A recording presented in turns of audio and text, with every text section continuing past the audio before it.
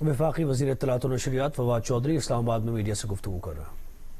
ہی فلسطین کے مسئلے کے اوپر مسلم امہ کو ایک لیڈرشپ فراہم کی ہے، اور آج بھی الحمدللہ پاکستان وہ پہلا اسلامی ملک تھا جس نے فلسطین کے مسئلے کو لے کر ایک بہت ہی سخت موقف اپنایا، ایک بہت ہی واضح موقف اپنایا، اور ہم آج بھی اسی موقف کے ساتھ کھڑے ہیں۔ پاکستان کی جو فلسطین پالیسی ہے اس کی بنیاد قائد اعظم محمد علی جناح نے رکھی تھی، اور آج اس پالیسی کے جو امین ہیں وہ عمران خان ہیں، اور اسی لیے جو پاکستان کی جو قیادت ہے اس مسئلے کے اوپر اس کو پوری اس وقت جو مسلم امہ ہے وہ تسلیم کرتی ہے۔ فلسطین کے جو لیڈرشپ ہے اس میں چاہے محمود عباس صاحب ہوں، چاہے ان کے وزیر خارجہ ہوں، یا یہاں پر جو ان کے سفیر ہیں وہ ہوں، انہوں نے پاکستان کی جو قیادت ہے اس کا جو فلسطین کے لیے جو درد ہے اس کے اوپر شکریہ بھی ادا کیا ہے، اس کو وہ تسلیم بھی کرتے ہیں۔ اور طیب اردگان نے جس طرح سے کہا کہ جو بات فلسطین کے لیے ان کے دل میں ہوتی ہے وہ بات وزیر اعظم عمران خان کی زبان پہ ہوتی ہے، تو یہ ایک بہت بڑا ایک میں سمجھتا ہوں کہ وزیر اعظم عمران خان کا جس قسم کا کردار ہے مسلم امہ کو لے کر وہ بڑا واضح طور کے اوپر فلسطین پہ ظاہر ہوتا ہے۔ اور آج کابینہ نے فیصلہ کیا ہے کہ ہم انسانی ہمدردی کی بنا کے اوپر جو فلسطین کو نہ صرف کووڈ کے معاملے میں جو ہے وہ امداد بھیجیں گے، بلکہ اس کے علاوہ بھی جو میڈیکل ایمرجنسی کی سچویشن ہے فلسطین میں اس کے لیے ہم فلسطین کو امداد جو ہے وہ بھیجیں گے۔ کابینہ نے جو سعودی عربیہ کا ایک کامیاب دورہ تھا وزیر اعظم صاحب کا اس کے اوپر جو ہے وہ مبارکباد بھی دی، اور اس کے بعد جو ایک امپورٹنٹ معاملہ جس پہ میں شروع کرنا چاہتا ہوں وہ رنگ روڈ کے اوپر ایک آپ نے آج اخباروں میں بھی دیکھا ہے، رنگ روڈ کے اوپر جو ہے وہ بات ہوئی ہے۔ اس کے اوپر میں نے جو کابینہ کو جو اطلاعات تھیں جو اس وقت پنجاب حکومت سے جو ہمیں رپورٹ آئی ہے اس کے متعلق بریف کیا۔ رنگ روڈ کا جو معاملہ ہے اس میں تھوڑی سی میں آپ کو تفصیل یہ بتا دوں، یہ صرف پی ٹی آئی کی حکومت میں ہوتا ہے، اور صرف عمران خان کی وہ وزیر اعظم ہیں جن میں یہ جرت ہے کہ وہ ہمارے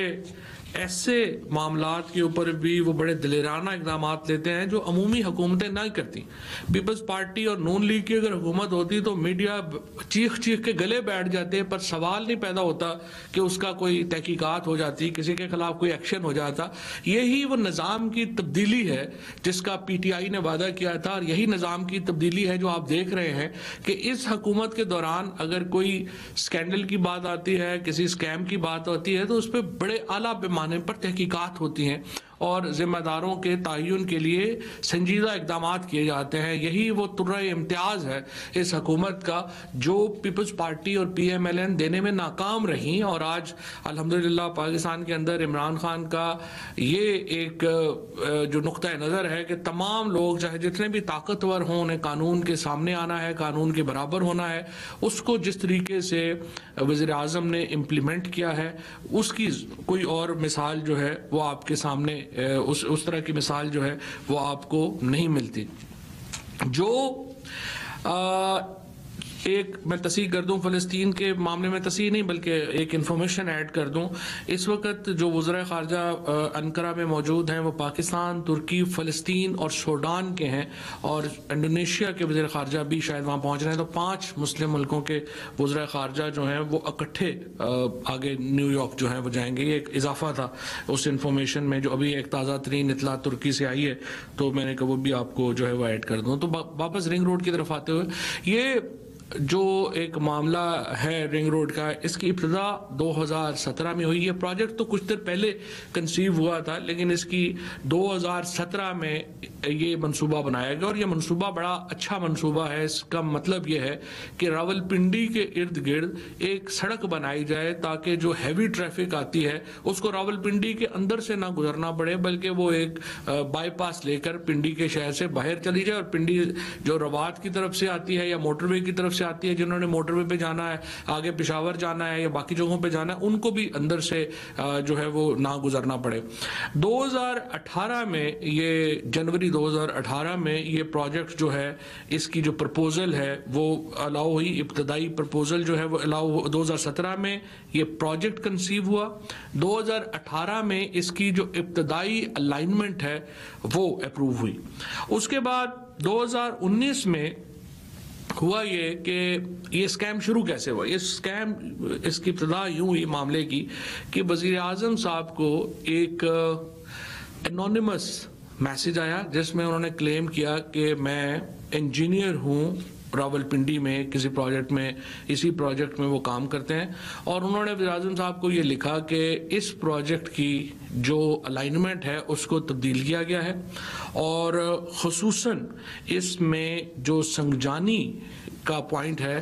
وہاں پر جو الائنمنٹ ہے اس کو اس طرح سے تبدیل کیا گیا ہے کہ پیچھے سے تو گاڑیاں 120 کلومیٹر پہ آئیں گی, لیکن اس کو یہاں سے تنگ کر دیا گیا ہے کہ یہ 90 کلومیٹر کے اوپر رہ جائے. اور اس کا مقصد جو ہے وہ یہ ہے کہ یہ انہوں نے یہ لکھا کہ یہ انجینئرنگ بلنڈر ہوگا کیونکہ اس سے ایکسیڈنٹ بہت بڑھ جائیں گے. اور یہ بات بھی صحیح تھی کہ اگر پیچھے سے سڑک چوڑی ہے اور آگے جا کے باریک ہو جائے گی تو اس سے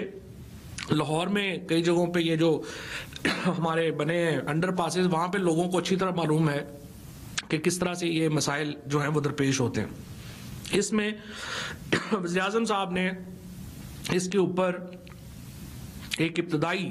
تحقیقات کا کہا اور یہ پوچھا کہ کیا اس کی الائنمنٹ تبدیل کی گئی ہے.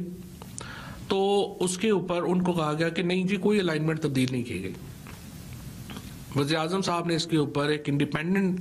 تحقیقات کا فیصلہ کیا, اور جو ابتدائی فیکٹ شیٹ آئی اس میں پتہ چلا کہ نہ صرف یہ کہ الائنمنٹ تبدیل کی گئی ہے بلکہ 29 کلومیٹر اس کو بڑھا دیا گیا ہے اٹک کی طرف. اور اس کا مقصد یہ ہے کہ جو بہت زیادہ ہاؤسنگ سوسائٹیز وہاں پہ بنی ہیں ان کو اس لوپ میں شامل کیا جائے. اس کے نتیجے میں یہ شاید میں خاقان عباسی صاحب کی پریس کانفرنس سن رہا تھا اور باقی کچھ لوگوں کی جو پی ایم ایل این کے لوگ ہیں جن کو خود تو ماشاءاللہ کبھی توفیق ہی نہیں ہوئی کہ اپنے دور کے کسی سکینڈل کے اوپر تحقیقات ہی کرا لیتے, وہ تنقید کر رہے تھے کہ اربوں روپیہ کھایا گیا کیونکہ انہوں نے وہ رپورٹ بھی پڑھنے کی زحمت نہیں کی. اگر وہ رپورٹ پڑھ لیتے تو ان کو پتا ہوتا اربوں روپیہ کھایا نہیں گیا, اربوں روپیہ کھانے سے بچایا گیا اس سکینڈل کے نتیجے میں. یہ سکینڈل یہ نہیں ہے کہ اربوں روپیہ کھا لیا گیا, یہ سکینڈل یہ ہے کہ اربوں روپیہ کھانے سے بچا لیا گیا. کیونکہ 29 کلومیٹر کا جو لوپ جس کے ذریعے یہ راولپنڈی رنگ روڈ تھی اس کو اٹک رنگ روڈ بنا دیا گیا, اس کے ذریعے ایک پوری جو نیا لوپ ایڈ کیا گیا جس کے نتیجے میں 23 بلین روپیز کے قریب نئی لینڈ ایکویزیشن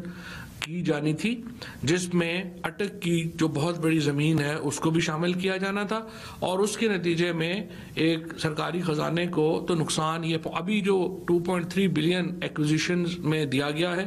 لیکن وہ اس لیے نقصان نہیں ہوگا کہ وہ تو واپس ہو جائے گا. اس لیے اس میں کسی کو میں یہ کہوں گا پیپلز پارٹی اور پی ایم ایل این کو, جن کا تو خیر یہ مسئلہ ہی نہیں ہے کرپشن وغیرہ, لیکن اگر آپ نے تنقید کرنی ہے تو اس کا سب سے بہترین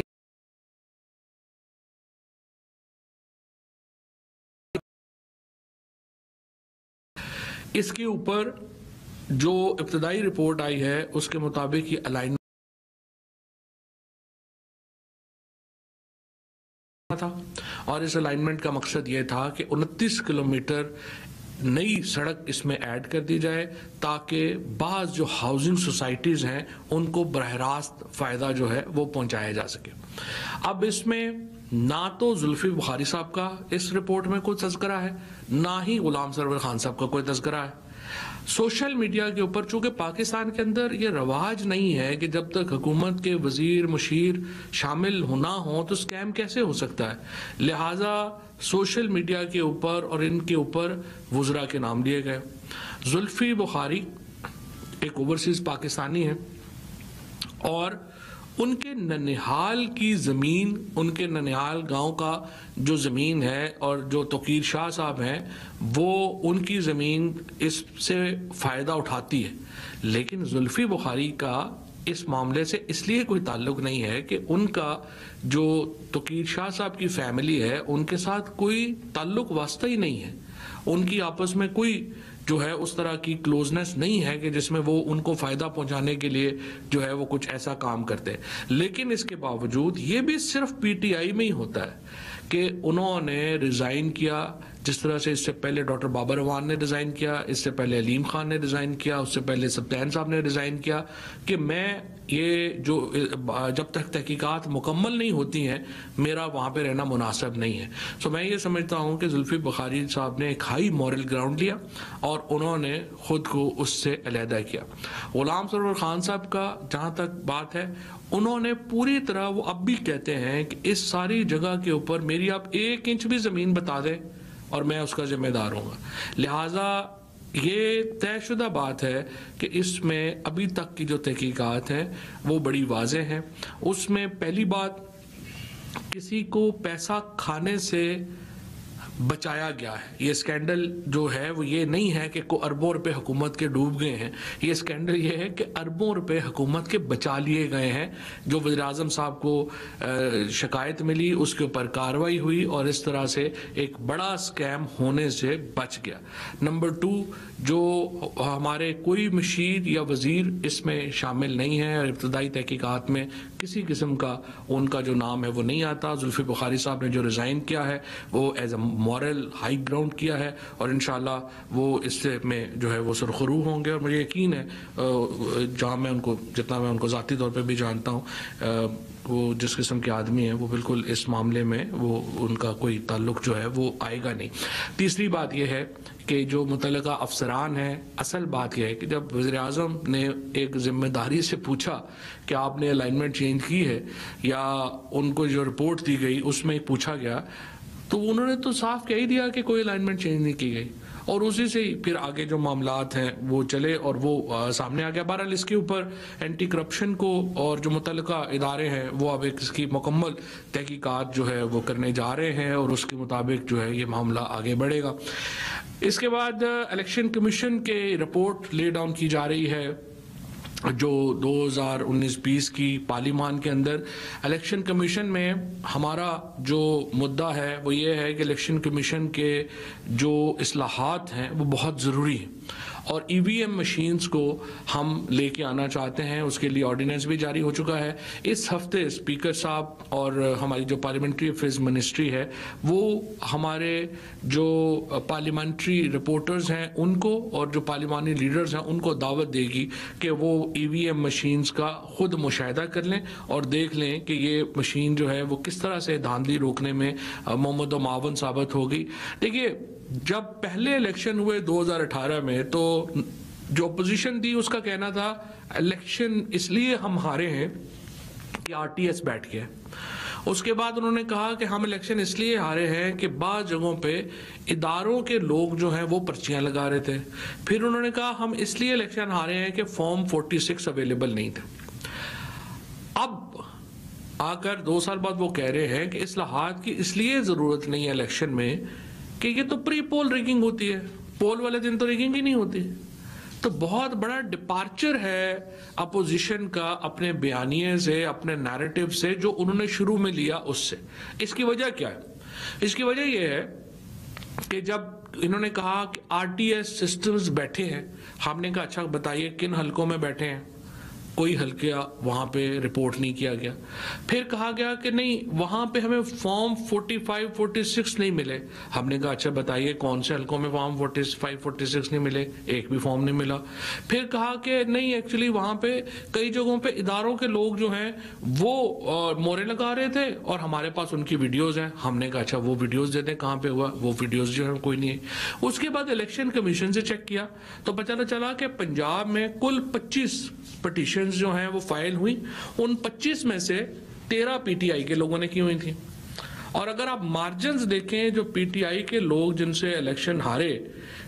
یعنی اگر آپ یہ اندازہ لگائیں کہ ہمیں وہ حلقے جہاں پہ ہم 5000 ووٹوں سے کم الیکشن کے اوپر الیکشن ہارے پی ٹی آئی کے لوگ، اگر ہم وہ حلقے جیتے تو ہمیں کولیشن کی بھی ضرورت نہیں ہے، ہم اکیلے ووٹ جو ہے وہ بنا لیتے.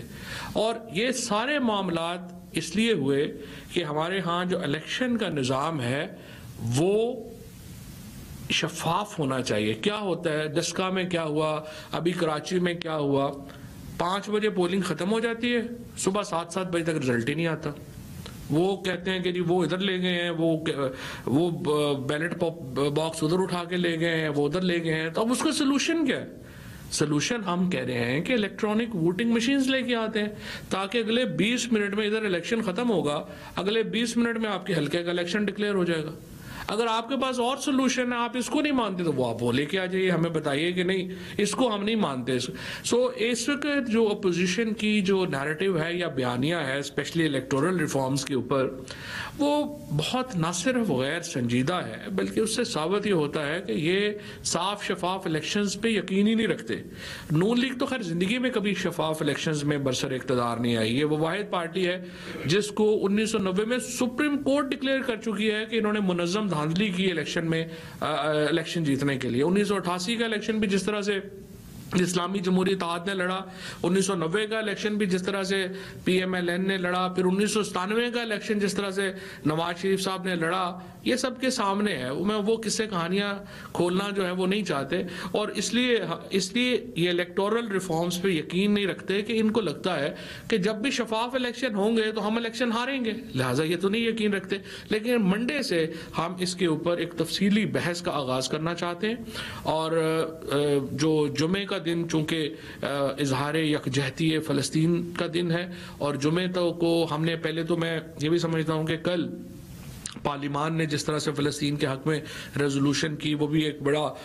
ایک زبردست بات تھی، اور اسی جذبے کو کنٹینیو کرنا چاہیے. اور جمعے کو ہم اس کے اوپر ایک مکمل پورا پاکستان جو ہے وہ فلسطین کے ساتھ اظہار یکجہتی کرے گا. لیکن سوموار سے ہم اپنی جو الیکٹورل ریفارمز کی جو معاملہ ہے اس کو ہم شروع کرنا چاہتے ہیں. اس میں جو اسمبلی میں جو ہم رپورٹ لے ڈاؤن کریں گے اور اس کے اوپر جو ہے وہ اسی چیز کو جو ہے وہ آگے لے کے آئیں گے. اس کے ساتھ ساتھ جو ہماری ای وی ایم مشینز کے اوپر جو ڈیٹیل گفتگو ڈاکٹر بابر اعوان صاحب نے جو ہے وہ کی کہ کس طرح سے آیا، پھر اس کے ساتھ ہمارا جو معاملہ تھا کہ دوسرا جو اصل پرابلم ہے کہ نون لیگ اور پیپلز پارٹی کو اپنی پوزیشن واضح نہیں کر رہی. اوورسیز پاکستانی کو آپ ووٹ کی سہولت دینا چاہتے ہیں یا نہیں دینا چاہتے؟ ہماری پوزیشن بڑی واضح ہے، ہم دینا چاہتے ہیں. ہم چاہتے ہیں اوورسیز پاکستان اس آج کے دن کی اگر آپ ریمیٹنسز اٹھا کے دیکھیں تو تمام جو پچھلے ریکارڈز ہیں وہ ٹوٹ گئے ہیں ریمیٹنسز کے. اوورسیز پاکستانی ہماری معیشت کی بیک بون ہے، اور ہم ہر وہ سہولت ان کو دینا چاہتے ہیں جس کا وہ حق رکھتے ہیں. اور اسی لیے وزیر اعظم صاحب نے اپنی جو ایمبیسیز ہیں ان کو یہ کہا ہے کہ آپ کے رویے ہمارے جو اوورسیز پاکستانیز ہیں ان سے بہتر ہونے کی بڑی ضرورت ہے. ہم ایک کنٹینیوس پروسیس اختیار کر رہے ہیں ایمبیسیز کی جو پرسیپشن ہے اس کو مانیٹر کرنے کے لیے، اور جہاں پہ ایمبیسیز کی بارے میں پاکستانیوں کا تاثر آفیسرز کے بارے میں درست نہیں ہوگا وہاں ڈیفینیٹلی ان کو جو ہے وہ کارروائی کا سامنا جو ہے وہ کرنا پڑے گا. کیونکہ یہ وزیر اعظم صاحب کی ایک بڑی واضح لائن ہے کہ جو ہماری ڈپلومیٹس ہیں، ہمارے جو ایمبیسیز ہیں، ان کو اپنے معاملات جو ہیں وہ بہتر کرنے چاہیے. اس کے ساتھ ساتھ میں آپ کو یہ بھی بتاؤں کہ جو ہمارا ایک آرڈیننس الیکٹورل ریفارم سے متعلق ہے اوتھ لینے کا، ہمارے ہاں یہ مسئلہ ہے کہ بہت لوگ الیکٹ ہو جاتے ہیں کئی سالوں پھر وہ حلف نہیں لیتے. اسحاق ڈار صاحب 2018 سے سینٹ کے میں الیکٹ ہوئے ہیں، لیکن اب 3 سال گزرنے کے بعد وہ مفرور ہیں اور وہ آ کے حلف نہیں لے رہے. اور پنجاب کی ایک سیٹ اس کی وجہ سے سینٹ میں کم ہے، جو کہ پنجاب کے لوگوں کے ساتھ ایک زیادتی کی بات ہے. اور اس لیے ہم یہ آرڈیننس لا رہے ہیں کہ اگر آپ 6 مہینے کے اندر حلف نہیں لیں گے آپ کی سیٹ جو ہے وہ ویکنٹ ہوگی. اور آخری موقع ہے ان لوگوں کے لیے جنہوں نے حلف لینا ہے کہ وہ حلف لے لیں، پھر ہم سے گلہ نہ کریے گا. اس کے ساتھ جو اچھی خبریں ہیں 2 میں آپ کو دینا چاہتا ہوں. ایک تو پاکستان میں ہم کہتے تو ہیں کہ حالات بڑے خراب ہے، لیکن اس وقت گزشتہ سال جو موبائل فونز صارفین کی تعداد ہے وہ 167 ملین تھی، یعنی تقریباً 16 کروڑ تھی، جو 30 اپریل 2021 میں بڑھ کر 184 ملین تک، یعنی 18 کروڑ تک جو ہے وہ پہنچ گئی ہے۔ اسی طریقے سے ہمارے ہاں براڈ بینڈ صارفین کی تعداد 77 ملین سے بڑھ کر 100 ملین پہ پہنچ گئی ہے، یعنی 10 کروڑ تک پہنچ گئی ہے۔ یہ ایک بہت ہی بڑی خوشخبری ہے۔ پاکستان کو اگر آگے جانا ہے تو ظاہر ہے ہمارا جو سائنس، ٹیکنالوجی، علم، منطق، یہ وہ چیزیں ہیں جس کے اوپر ہم نے اپنا بنیاد رکھنی ہے، اور یہ موبائل فونز اور خصوصاً جو براڈ بینڈز کی میں جو اضافہ ہے یہ بہت ہی خوشکن ہے، اور اس کا مطلب یہ ہے کہ ہمارے ہاں جو آن لائن ایجوکیشن ہے وہ اس میں بھی بہت اضافہ ہوا ہے، اور جو بچے ہیں وہ اب آن لائن ایجوکیشن کے اوپر جا رہے ہیں، اور یہ ایک بڑی خوشکن بات ہے۔ اسی طریقے سے ہمارے ہاں جو ایگریکلچر ہے اس میں آپ بہت ایک اچھی خبریں ہیں، اس میں تقریباً 1100 ارب روپیہ ہم نے دیکھا ہے کہ رورل اکانومی کے اندر گیا ہے، جس کے نتیجے میں ہزاروں نہیں لاکھوں نئی نوکریاں جو ہیں وہ ہماری رورل اکانومی میں پیدا ہوئی ہیں۔ اور اسی طریقے سے جو زراعت کے شعبے میں جو واضح بہتری دیکھنے میں نظر آئی ہے، اس سے ہم اندازہ لگا سکتے ہیں کہ ٹریکٹروں کی جو فروخت ہے اس سال اس میں 55% اضافہ ہوا ہے۔ اس کے ساتھ ساتھ اب ہم کسان کارڈز جو ہیں وہ ایشو کر رہے ہیں، اور آج آپ نے دیکھا ہوگا کہ ایک جو نئی پروپوزل جو ایگریکلچر منسٹری لے کے آ رہی ہے وہ تقریباً 110 ارب روپیہ خرچ کرنا چاہتے ہیں ایگریکلچر سیکٹر میں اگلے 3 سالوں میں، جس سے ایک بہت بڑا زرعی انقلاب آئے گا۔ خصوصاً جو لائف سٹاک سیکٹر ہے ہمارا، اس میں دودھ کی پیداوار کو وہ 5 گنا بڑھانا چاہتے ہیں، اور اس کے لیے ایک بہت ہی مربوط پلان جو ایگریکلچر منسٹری ہے وہ لے کے آ رہی ہے۔ اور اس کے ساتھ ساتھ ہمارا جو کم آمدنی والے افراد کو گھروں کی تعمیر کے سلسلے میں جو معاونت دینے کا تھا، ہم نے یہ دیکھا ہے کہ وفاقی وزیر فواد چودھری میڈیا بریفنگ دے رہا ہے۔ وہ جو